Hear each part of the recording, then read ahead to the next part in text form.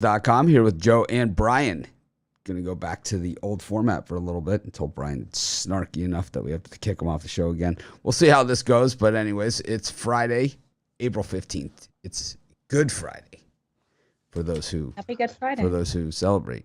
I don't think Easter is like in Good Friday. It's just not a happy holiday, right? It's all about death and doom and gloom, I think. I don't know. I think people still say Happy Good Friday. Happy Good Friday. Or have a good Friday. It's a good Friday. I don't know. When I used to have a job, I used to think it was the best Friday, day off. It's a great Friday. The best is Killer Monday, and all the Easter eggs and stuff go on sale. All the candy go and line up at Target. They're already on clearance here. It's like they just put them on sale early. Nice. Let's see. Well, no one's saying they can't hear you guys, so that's a good sign. Of course, we've got Major League Baseball. We've got NBA playoffs as well going on. So a lot happening in the in today's action. I had a terrible day in baseball yesterday. I know Brian had a good day, but I had a terrible day yesterday. I don't know. It was like not only did I lose games, I was never even in them. It was like games that I was never even in them. It wasn't like they blew the leads or whatever. It was just smoked, and re-smoked. Happens, 162 game schedule, 2,600 games. Gonna happen in baseball. Gonna have days where you just get absolutely smoked. And I think some of the plays that I liked and didn't give out as premium picks were actually some of the better picks that I had. So I think you guys picked them up for free. So congratulations to all of you. I cashed in on a bunch of them, but I just didn't give them out as premiums. Like the Rangers on the reverse run, makes up for a lot at plus 267. And the Reds, Absolutely. and the Reds, that eighth inning. Oh my God! I mean, it's 3-3. They're right there. They're losing 3-0. They come all the way back, and I don't know. That's the Reds. That's Bell as a manager. Just like Give up six. I saw it, Joe. Joe's like, It's just crazy. I know. I wasn't. But he doesn't have the horses in the bullpen. It's tough for Bell to be a better manager. Yeah, but you need to manage those guys. San Martin was off the chain. We know that this. I mean, he looked every bit as like a superstar. Those 3 runs were not his. Sessa started the game. He gave up the 3 runs. San Martin, I think he gave up 2 hits over 6 innings. Yeah, we weren't. We all saw it, Joe. That's for sure. But yeah, I guess our audio is working. Boy, that took us only 3 weeks to figure that out. But we did get it working. Oh man. But we got NBA action as well. 2 NBA games tonight. Play in. Winner goes on to play the number 1 seed. So the winner in the West, the Clippers and the Pelicans, will play the Phoenix Suns. And the winner of the Hawks Cavaliers matchup will play the Miami Heat. My guess is that the winner of that Hawks Cavaliers will be given a lot better chance of beating the Miami Heat than they actually deserve. That's the way this will work. And the winner of the Clippers Pelicans will be given a lot less chance of beating the Phoenix Suns than they probably deserve. Just the way that it generally shakes out. But yeah. But Excited. it's kind of like, it's weird, right, with the 3 of us, because I feel like we have like these long pauses. Like, normally the other person. Oh, no, it's just that I don't want to be a smart ass and like say anything stupid, so I'm trying to keep my comments to under control. So I'm just sitting there. I'll jump in if I see something. Well, we haven't really given any opinions on anything. We're kind of I'm trying to keep myself controlled. Okay, well, saying nothing, is well, okay, then I am gonna say something. That'd be great. Anyways, or else why have a show, right? We'll just sit here and say nothing. Well, we've got the Cavs and the Hawks. The Cavs, a home dog in this one, really ended the season struggling. 3-7 in the last 10, just 4-6 against the number. The world on the Hawks in this thing, 8-2 in their last 10, 8-2 against the number. We know the Hawks certainly did some damage last year in the playoffs, beating up on the Knicks, barely losing really. Gave the Bucks all they could handle before the Bucks won it all. Brian, what are you looking at here? Well, it was I've been awful in the play-in game so far, but I'm hoping to turn the corner tonight. As far as free picks go, I like the Cleveland Cavaliers plus the 2.5. The Hawks have all the momentum in this game going into it, but the Cavaliers, I think they pick up the defensive intensity tonight. And I think it's a one-possession game. Cavs have been a blue-collar team all year long. I think they have a chance to pull out the win, but I'll take the points here. I'd rather have Brian walking on eggshells than have him just blindly giving out the Pirates and the Orioles, talking about how strong the pick looks. Anyways, Joe, how about you? I'm going to take the Hawks in the first half there. I just think we're going to look at a Cavs team that we know that they come in rusty off rest, and they've been rested coming into this game. They haven't covered the spread in their last 4 games, playing on 2 days rest. So I'm looking at them to come in, get a slow start here, the Hawks to get up in that first half.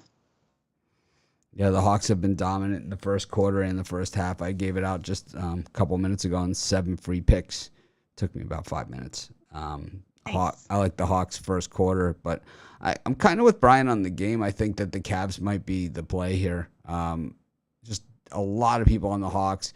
The Cavs, I think you have 2 different things here. The Hawks have the playoff experience, and the Cavs, they don't realize they're supposed to lose, and they have, while Trae Young gets a lot of the accolades, which he deserves, I think the Cavs have some good young players too. I think Garland is he can take over a game as well. So I don't know. I don't have a premium or anything on that game. I kind of think that that's the tougher of the 2 in my book, and because I could see a scenario.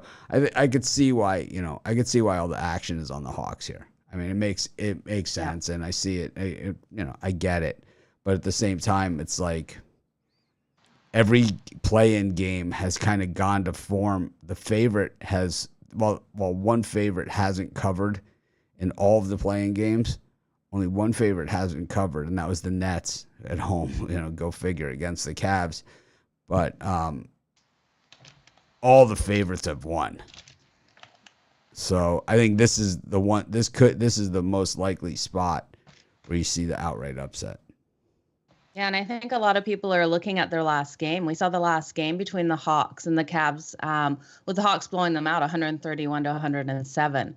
So, but Jarrett Allen wasn't in that game. And I know that he was listed as questionable earlier today. Mitch, is there anything on our injury reports that says that he will be playing? Because he's going to be a huge issue for the Hawks tonight if he's out there. I haven't seen anything. Yeah, I was meaning to check our injury reports for a better update on him. Questionable. That means he's playing. Okay. Questionable means... so he's going to cause issues. Questionable means playing. But I think the Cavs, win or lose, certainly have a lot to look forward to next season when they get Sexton back. And, certainly an organization that's been drafting in the lottery for every year that LeBron James hasn't been on the team.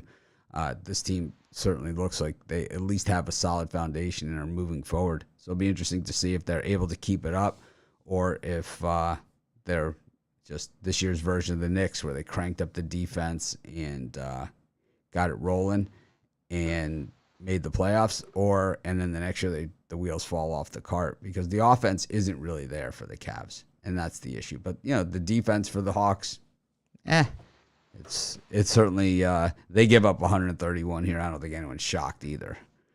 So, and the Hawks haven't been a good road cover team this year. No, like 14-27.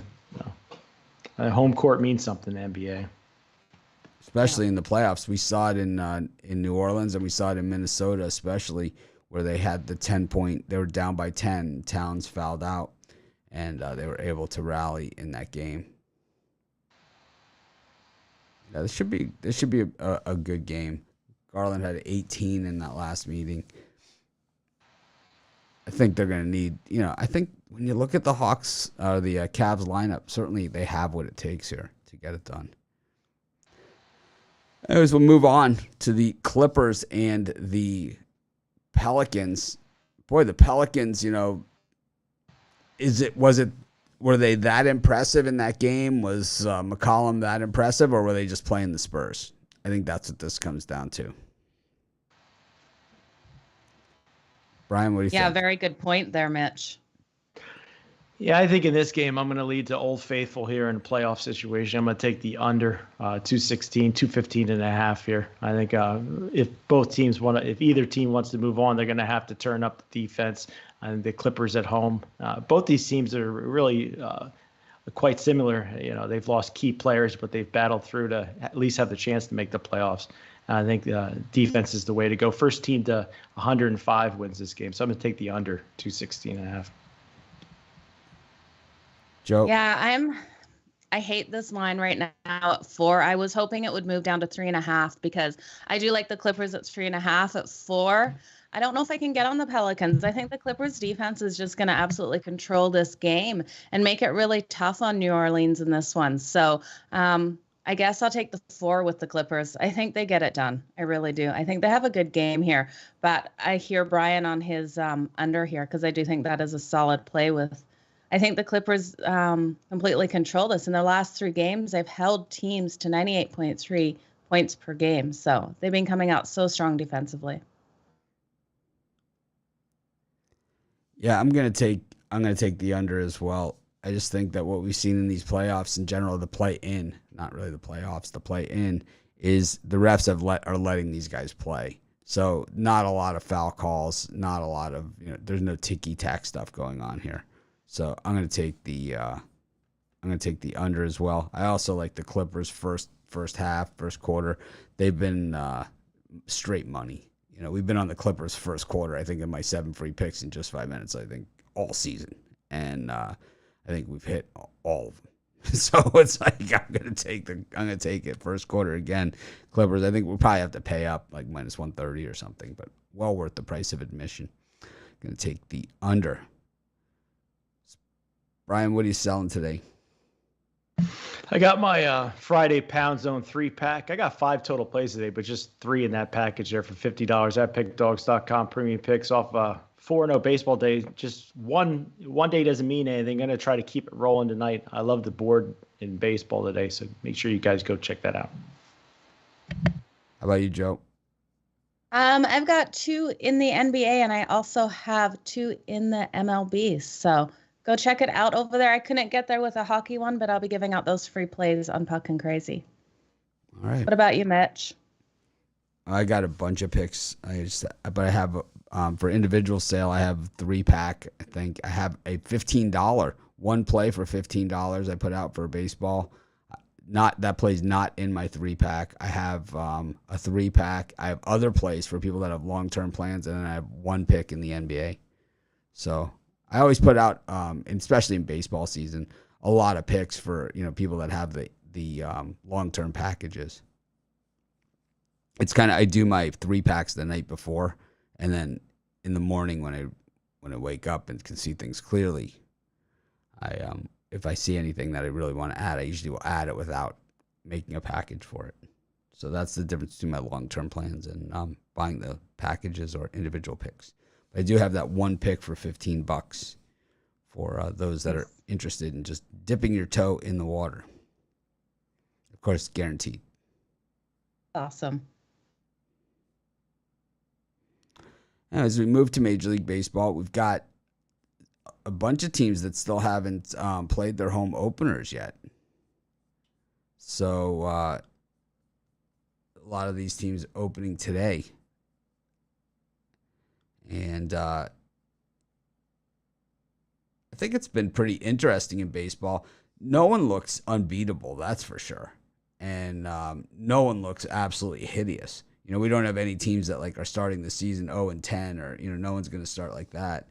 Even the Orioles have a win. So, and no teams are kind of running away with it either. I think most of the teams have losing records at this point. Yeah. That is a good point to look at, Mitch. I also think we see some surprise teams in baseball so far. I'm not a Chicago Cubs fan, but I don't think many people expected the Cubs to have a winning record at this point. And the Pittsburgh Pirates have a couple wins. Definitely a little surprising. I think the Cubs are a little less surprising that they have a winning record. Yesterday was their first road game of the season. So it's like if you have a winning home record, which I don't think is a reach for any team, then you start, 5 games in. But the Brewers are for real this year. I know they didn't start out great, but beating the Brewers is no easy task with the pitchers that they got. So it's just the Cubs surprised me a little bit. Brewers are traditionally late starters too. Kind of a hang around team. Kind of hang around. You don't realize that they're there. Kind of like the Rays. They just hang around, and then and then at the end of the season, they're there. The Brewers have made the playoffs the most of any of the National League Central Division teams over the last 15, 20 years. And it's not even close. They make it the most. Not the team not the team most people would pick that have made it the most. But we've got the Mets against the Diamondbacks.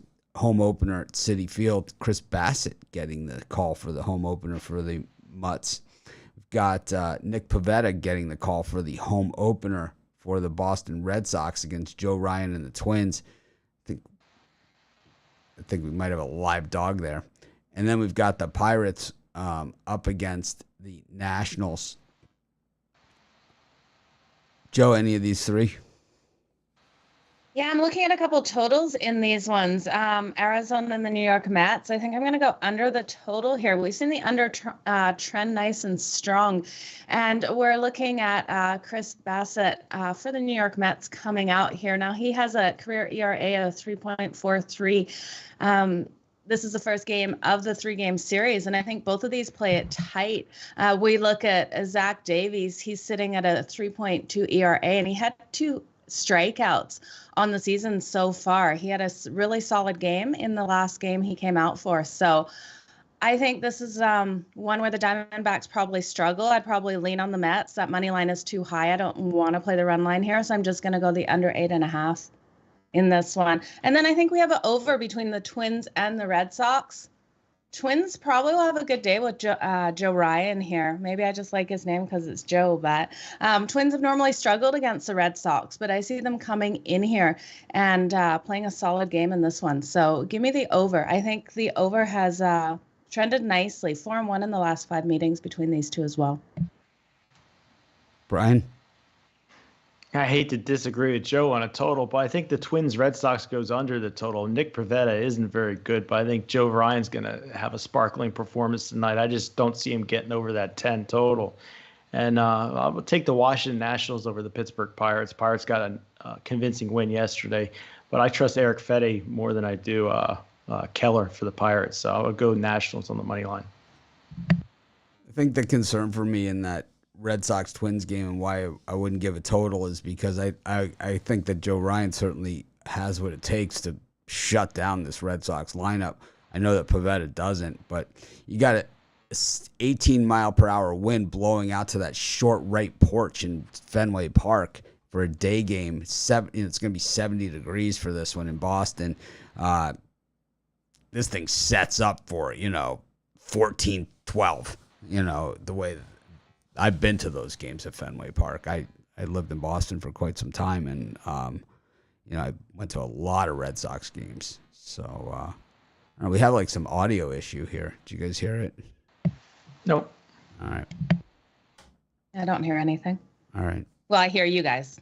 It's kind of like I'm not sure what it is, but anyways, I don't know. I can't get there on the total. I see you guys on both sides.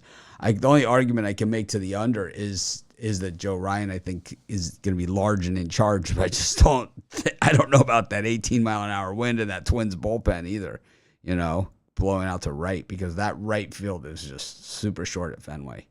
It's just way short. It's the shortest home run in all of baseball is the right field pole at Fenway. Oh yeah, it's not even close. The pesky pole. It's not even close. Anyone know what the distance is on that? The dimensions? Fenway Yeah, Park. that'd be interesting to know. I think it's 307, but maybe I'm wrong. It might even be less than that. The pesky pole is... So, Pesky only hits 17 home runs. It's 302. And the number is disputed. So, yeah, definitely like the, I don't know what that noise is. But anyways, I think you have to really worry about, that sort of thing when the wind is blowing, especially when the wind is blowing out. And so I think for me, I would just hit the Twins on the reverse run line. They've been terrible at Fenway Park. I know that, but it's just, this is what I do, right? So reverse run line Twins for me. And I think the over in that Pirates Nationals game is more my speed too. I think Fede is the type of guy that he could throw 5 innings of scoreless baseball, or he could throw 1 out of 5 run baseball. I mean, he's one of those guys. But Keller is, I mean, he's batting practice. He's favored in this game, which is just odd of all odd. But I like the over in that one. Once again, the wind blowing out to left at that one, 18 miles an hour. I don't know about the rest of you guys, but I mean, we're in the middle of the ocean, but it's super windy here. It's been really, really windy here. We had a Chinook wind blow in, and it was beautiful weather, but it was just so cold of wind. Well, it was warmish wind, but it was just way too much the other day. Now we have snow again, so yeah, I'll take your warm Hawaii wind, Mitch. The Chinook wind. I've never. we have the Kona. We have the Konas. Oh, okay. Kona winds. Yeah, we get Chinook winds, and you get an arch in the sky. It's actually beautiful. It's the Kona. We have Kona winds and Vog. Things that's yes, volcanic fog. Oh. Yeah. Not fun. Not good stuff. No. It makes you feel sick. Is it thick? It's not. Okay. It can be thick, but it makes you. A lot of people get really sick from it. Oh, really? Yeah. It's just. Oh, wow. It sucks. The Vog. Not good. No, it's not good. Anyway, speaking of not good, Zach Eflin's on the mound here against the Marlins. Pablo Lopez on the hill for the Fish. We got the Orioles. Brian's you got a magical combination there. Jordan Lyles and the Baltimore Orioles all coming together in one pile of dung for you against the Yankees. I don't know, minus 208 on the road it's Jordan Montgomery, right? That's not in my vocabulary either. It's too good to be true. It's too good to be true. And then you've got the Toronto Blue Jays up against the Oakland A's. Interesting of all, I think one of the more interesting games on the entire card is that one. You have an Oakland team coming off of a really strong performance in Tampa Bay, but they have lost 6 in a row in Toronto. They really do not play well there. But Dalton Jeffries looked exceptional in what we saw from him earlier this season. So I think that's a really interesting matchup. Brian, which of these 3, besides Pablo Lopez, do you like? No, I'm going to go super public here and take the over in the Yankees-Orioles game. I think Jordan Lyles is the one guy that I would never back on the Orioles, and Jordan Montgomery, I think he gets hit for some runs here. I'll take the over in that matchup. And then the Blue Jays in Athletics, I'm going to wuss out and take Oakland plus the 1.5. I see Rod Stripling's going for the Blue Jays. I just think that price is a little high for Toronto. I think it's a 1-run game. A's have been fighting hard. I'll take the run line there. Joe? Yeah. For myself, the Blue Jays and the Oakland A's game, I'm looking at taking that first half, and I'm going to take it under in the first half. I think we're going to see Jeffries come out with a point to make. It's only his 4th career start, and we did see him play so well in that last game. A lot of people think he's going to struggle here, but I don't think he will. And Russ Stripling here, he can give up the runs, but I don't see this one going over that 5.5 in that first half. Yeah, we've seen the Blue Jays just completely limited offensively. They need to have a breakout, but I don't know. Needing to have a breakout and actually getting it is another thing. Well, It's the only game I'm looking at in there. Well, when they were at home against the Rangers, the home runs were flying. So maybe home is where it's at for them. But I think the game in Miami is pretty interesting with Lopez up against Eflin. I thought the Phillies' best chance was last night. I'm going to go with the Marlins on the run line there. Maybe alternate it up. I believe Marlins have some ridiculous trend here cooking for them on the run line. Plus 175. It is... I got to find it now. It is...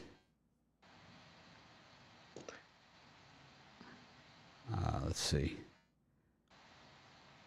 Pretty sure that sound is on your end, Brian.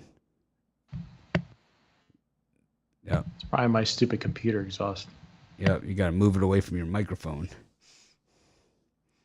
Got to keep them separate. There you go.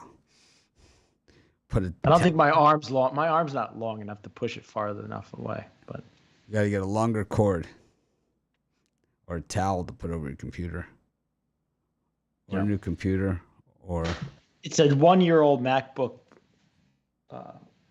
something or other. We're not here to do ads. We're just talking. I said you got noise going on there. It's bugging out. It's like the Seinfeld where George has got the pants with the swoosh, the suit where it makes a sound when he walks. Isn't that because he's wearing corduroy, or was it just a normal suit? No, he bought the suit, and it was like he had the suit was going on sale. He hid the suit in the store. He went back as like a chef or something, wanted the same suit, and then he bought the suit, and then it made a weird swooshing sound when he walked. That is hilarious.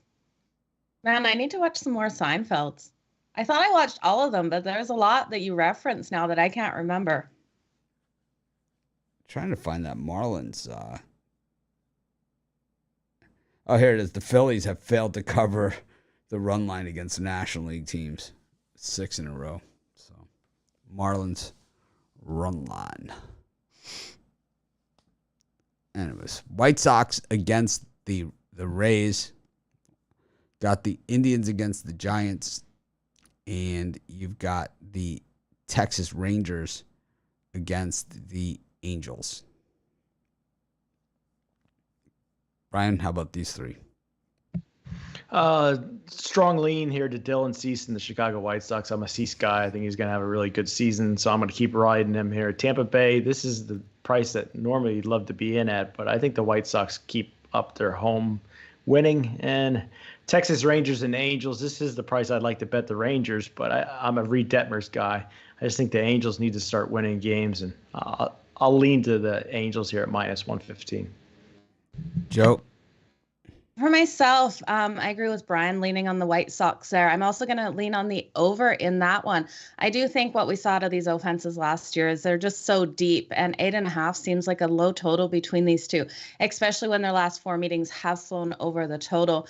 I'm going to also go with the San Francisco Giants here. That money line is a little steep, so it might be something that I throw into a parlay.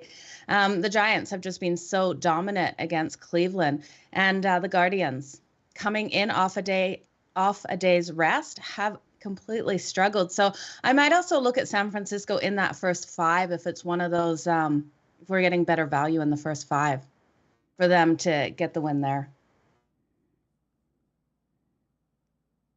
Is that everything? Yeah. Okay. I'm on the Guardians. I would even go reverse run line in this one. San Francisco, horrible first game of a road trip or first game back home. This is what it seems like they lose most of their games. And in this type of spot, I've lost 4 in a row against the American League Central and the Indians 5-0 on the run line. So even if you want to go the Brian route and take the 1.5 there, the Guardians only minus 130 in that respect, getting plus the 1.5 where they're 5-0 in that spot. So just a lot of favorable angles here for the Guardians. The one favorable angle for the Giants is Rodon is going, and he's one of my favorites. But still have to I think it's one of those spots where it's kind of like my heart says Giants and everything else says Guardians. It's kind of like, it's one of those ones where I don't have the warm fuzzy, it's like, it's the opposite. It's like you take it and you're kind of like, oh man, this is going to be a tough day. So I think I'm going to have to go opposed to you, Joe, on that one and take the Guardians at home. It's their home opener, right? Yeah. Plus, Plesac isn't, he's just as good as Rodon. No, he isn't. Plesac's a solid starting pitcher. But he's not as good Look at his numbers. He's not as good as Rodon. Rodon's a Cy Young good. candidate, type guy. guy. I don't know about that. He's very good, but what don't you know about it? Was it the perfect game he pitched? I said he's very good. Which part of it? I don't know if he's a Cy. I guess he's a Cy Young candidate. The Giants turn guys into Cy Young candidates, and Rodon was already. He was a Cy Young candidate last year for the White Sox. He'll be even better this year for the Giants. Well, he plays. It's a much more pitcher friendly ballpark. Yep. That's for sure. All right. See, Brian and I getting along for how long is this? Oh, I didn't record the show. Damn it. It is. We got along for about 35 minutes there so far. We're even agreeing. I like to see you guys get along. Gives me the warm fuzzies, especially on a Good Friday. It happened. It actually happened.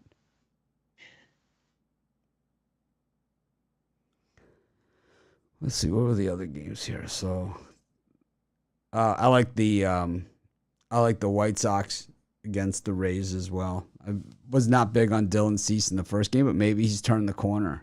He certainly looked like it in game one. He has the stuff. I mean, he is he highly regarded all the way. So I'll take the White Sox in that one. We got the Brewers and the Cardinals, the Royals and the Tigers, which I cheated myself on that game yesterday. I like the Tigers. I even said it on the show. It was like, this one just looks too easy, right?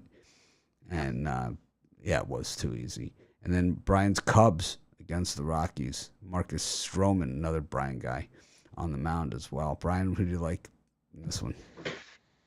Well, if you guys want to hear my Cubs Rockies, tune into my Take It to the Bank play right after, a little bit later today. The other two games, I like the Milwaukee Brewers laying a ton of juice here. I just think Freddie Peralta is going to bounce back from that horrible start. I think this line's high for a reason. Miles Miklos, if I pronounce his name, goes for the Cardinals. I'm not a Miklos guy. And then the Detroit Tigers plus money on the road. I'm not in love with Tariq Skubal, but I don't see Keller having another great start. So I'll take the Tigers here on the money line. Joe? I don't know. I'm almost looking for St. Louis to have a bounce back game.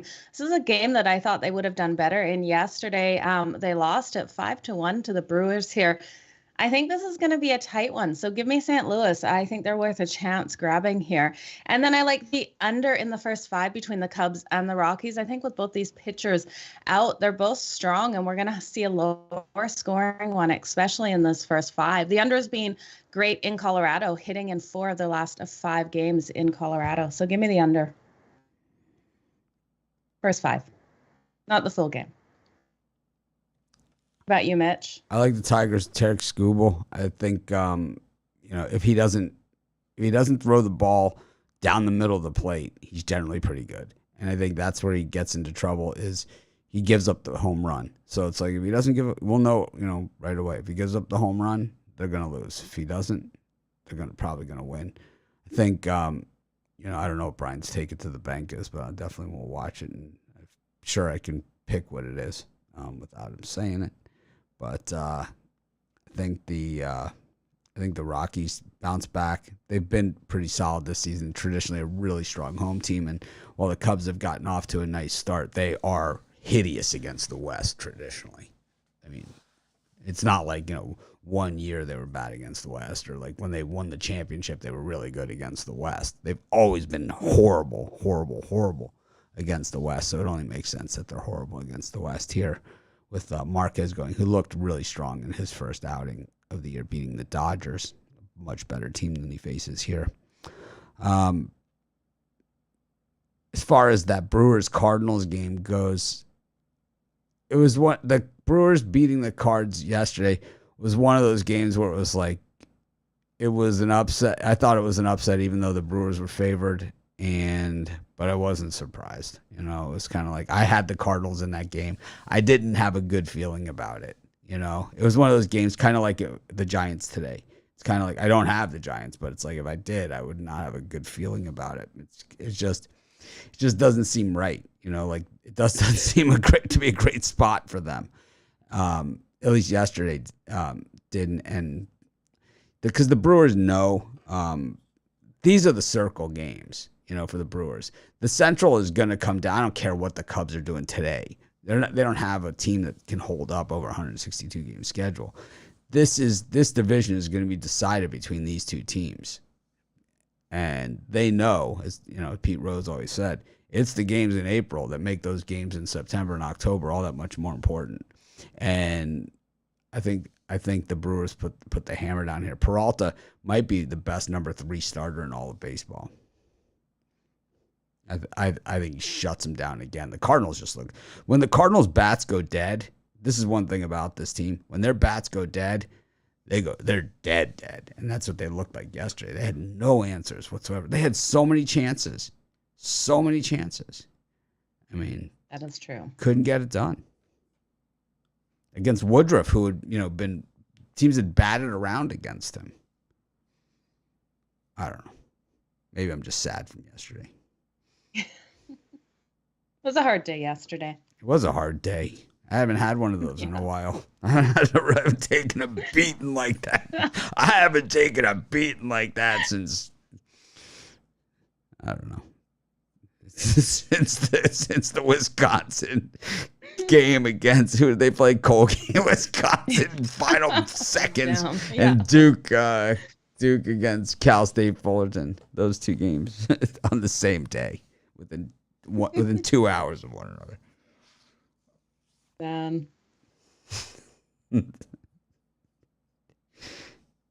We got the Braves and the Padres. The Padres made quick work of the Braves yesterday. Charlie Morton, the Braves are just slow starters. I mean, that's really what it comes down to. We got Seattle taking on Houston. Seattle gets back home. Is this their home opener? Is it Seattle's home opener? I think that was yesterday, wasn't it? No, they played at Chicago yesterday. Yeah, this is Seattle's home opener.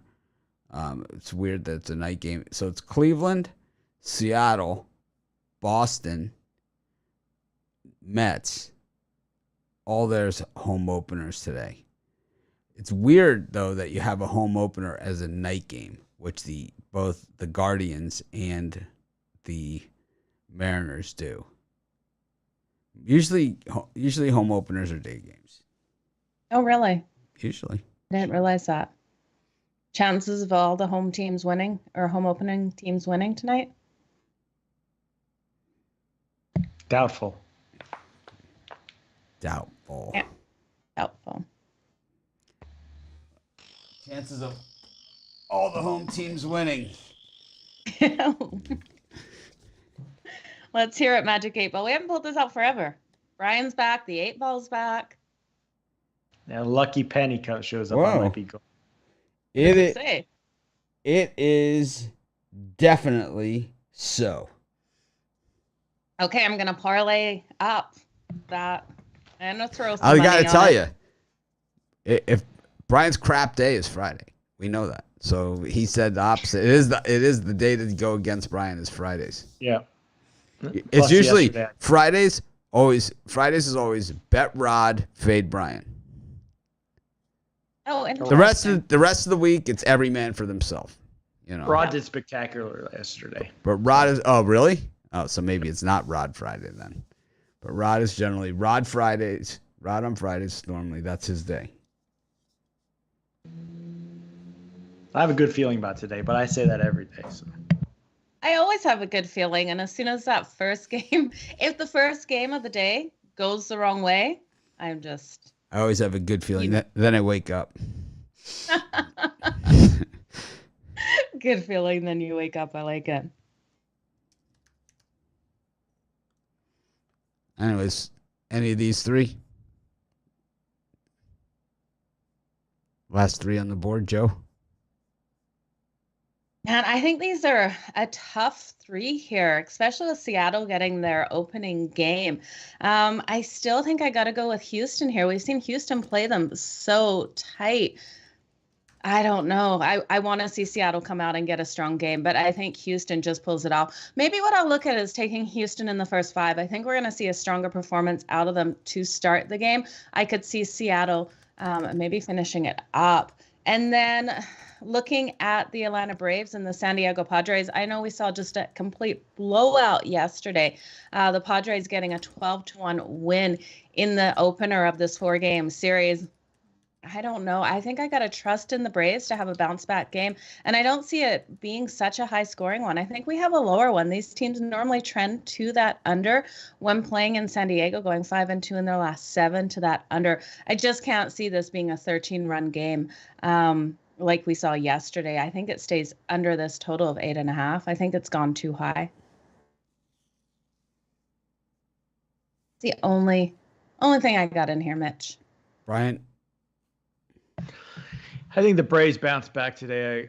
I'm going to take Kyle Wright and Atlanta Braves. Mackenzie Gore, who pitches for the Padres, has spectacular numbers in the minor leagues, and I think he'll have a good performance, but I think the Braves have enough to get the W. I'm going to go a little public here, take the Houston Astros. I don't trust Marco Gonzalez for the Seattle, and I think the Astros are just the better team. They get the W there. And then I'm going to try to fade the Dodgers as much as I can on the run line. Fly Gutierrez isn't my guy, but I think he's just as good as who the Dodgers have tonight. So I'll take the +1.5 in the Reds. Well, yesterday the Reds did add a lot of excitement for us. Went down 3-0 and then came all the way back, got it to 3-3. And I got to say, I really felt that they had the momentum there. And really, it was, I don't know. Can't stand the Dodgers. I'm taking the Reds. I'm reverse run lining it again. I don't care. All you have to do is, if you bet the Reds money line, like just straight up money line, all you got to do is win one in the series. If you can hit a reverse money line, your reverse run line, you're huge. I'm taking the Reds. I'm going reverse run line here. Gonzalez is a joke. I'm gonna say it again. If you didn't hear me the first time, I'll repeat. I'll repeat myself. He's a joke at that price.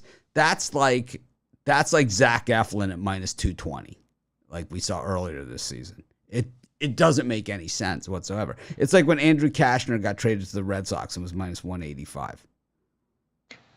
But Gutierrez isn't a prize, so I think they're equal pitching-wise tonight. Yeah, but if they're equal pitching-wise, then you're getting 2-1 on your money is just value. It's off the chart value. Getting 2-1 on your money on even. Because the Reds lineup's not bad either. If they had Castellanos, they'd be a little better, but they don't. And Winkler. Yeah, I'm not as big on Winkler as you are.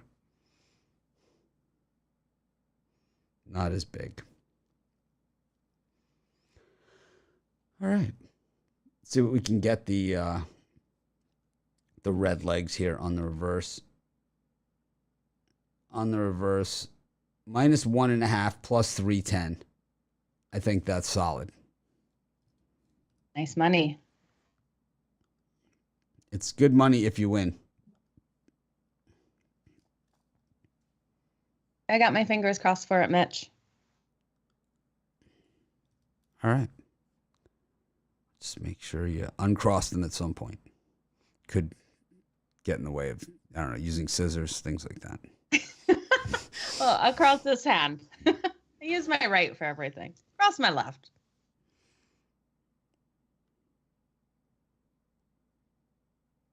Yep, heavy streaks in favor of the Dodgers. Heavy streaks. Heavy streaks. All right. Is there NHL today? Joe? Yeah, we've only got 2 games for Puck and Crazy today. Gonna be in the NHL. We got the Islanders. Gonna be a Puck and slow show. It's gonna be Puck and quick show. We're just gonna go over the Islanders, Montreal Canadiens, and the Winnipeg Jets, who are dead to me, in the Florida Panthers. So Dallas Stars yesterday. Dallas losing in overtime. That crushed me.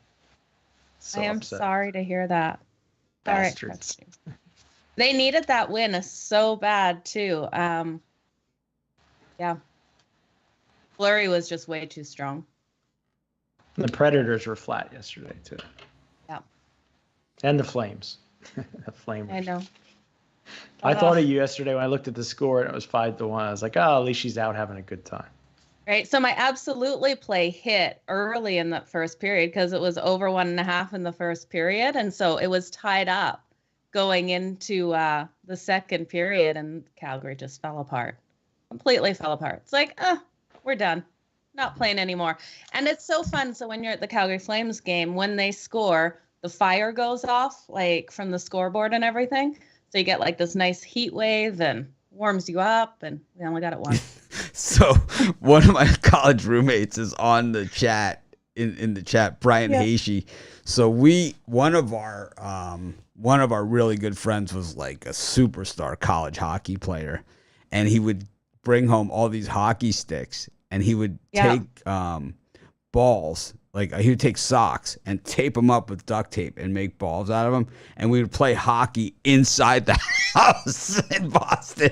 I can only imagine like what the neighbors like now that I'm older, you know, it's like I think about it, it's like, what were the neighbors? It's like they had like this giant dining room, and it's like, we got like a 4-on-4 going with the soccer ball, like real hockey sticks, you know, not like those plastic ones or anything, like real hockey sticks. You tape it up. Probably losing their minds with you guys. I never even met the people. I don't think we ever saw them. It's so funny. Man. Is. But Brian used to have the picture of him with Bobby Nystrom. Was his favorite thing. He loved those Islanders teams. Oh, they came up several times. Brian is saying there was girls that lived below us, and they came up several times. I think. Oh, that's funny. But ironically, at that same place, I think we had a party 3 times a week, every single week that we lived. I mean, it was like there was always 100 people there. It was like. It's one of those places, right? It's like It was the best. Those were the days, right? Oh man, good old days. Anyways, Brian, you got a parlay for everybody? Yeah, and I love this parlay, but I do at least. I'm gonna take the Brewers money line, Tigers money line, and the Braves on the money line. Okay, I'm gonna take the LA Angels, the San Francisco Giants, and the Minnesota Twins. It's like someone comes over to look at the house. It's like, what's that noise? Oh, they're playing 4-on-4 hockey upstairs in the dining room. It's like, what's that noise? Someone must have got checked into the wall. It wasn't like light contact either. I can imagine how noisy it would be in a house because, like, my kids have played like ball hockey outside with real hockey sticks, like on the street, and it's so loud outside. This is like, you know, it's Boston, so it's like one of those old brick apartment buildings, you know, and it's like really had like, you know, the ornate, you know, woodworking and stuff. So it was like a big formal dining room we would play in, and we had on the wall duct tape goals, you know, like what the Oh man, that's awesome. It was hardwood floors, like those old oak hardwood floors. It was like, oh my God. Anyways. Oh, that's funny. I'm taking the over in the Red Sox Twinkies. I'm going to parlay that up with the over in the Nationals Pirates game and the over in the Orioles Yankees game. That's my Bitler 3-team over parlay, celebrating Brian's return to the show. We know Brian loves favorites and overs. So I hate overs. All right. Well, I stand corrected. I stand corrected. Thanks everyone for joining us. It was fun being 3 in the booth. We'll get the flow back together next week. Of course, tomorrow, normal style. I don't know who is going to be on tomorrow, but Joe keeps smiling and smiling for no reason because she's a happy, pleasant person. And also, I look like I have RB if I don't. Also, she's been drinking since 6:30 a.m. Anyways, thanks everyone for joining us. Have a great day. We'll see you later. VIP and premium to follow.